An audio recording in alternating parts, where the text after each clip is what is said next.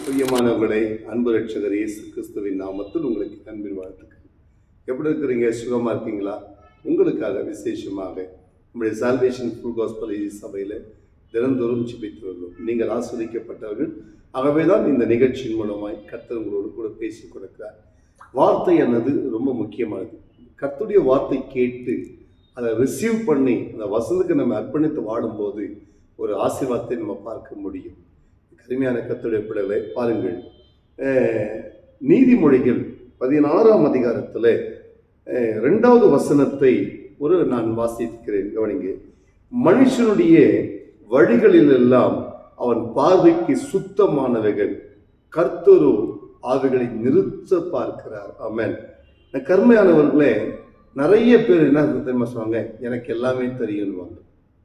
அவங்க வழிகளை அவங்க சரியா இருக்குது அப்படின்னு நினைக்கிறாங்க. ஆனால் அந்த வழிகளில் என்ன பிரச்சனை, அந்த வாழ்க்கையில் என்ன பிரச்சனை, அந்த காலத்தில் என்ன பிரச்சனை, நிறைய பேருக்கு அது தெரிவதில்லை.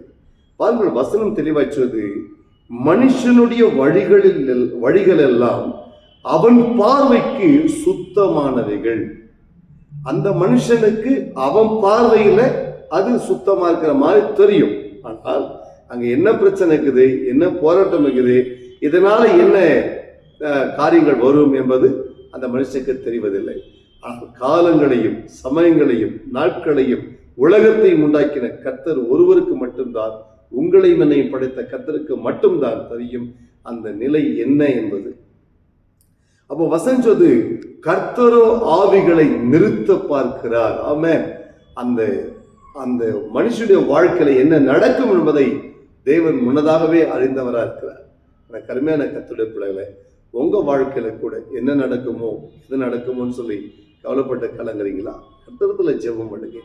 தீமையானாலும் கூட தேவனாகி கர்த்தர் அதை நன்மையை மாற்ற வல்லவர்.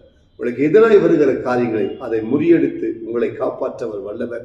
உங்களுக்கு எதிராய் வருகிற வியாதிகள், எதிராய் வருகிற போராட்டங்கள், எதிராக வருகிற பிரச்சனைகள் எல்லாவற்றும் இந்த ஆண்டவர் விடுதலை கொடுக்க முடியும். பிரியமானவர்களே, இன்னைக்கு நிறைய பேர் இருப்பாங்க, சபைக்கு நிறைய பேர் வருவாங்க, சொல்லுவாங்க, ஐயா கடந்த காலங்கள் நாங்கள் நல்லா இருந்தோம் ஐயா, ஆனால் இப்போ எங்கள் நிலைமை எப்படி இருக்குது, எங்களுடைய சொத்துக்கள் பறி போய் விட்டது, என்னுடைய பிள்ளைகள் மறித்து விட்டாங்க, உங்களுக்கு குடும்பத்தில் இப்போ பிரச்சனை வந்தது, நிறைய பேர் சொல்லுவாங்க.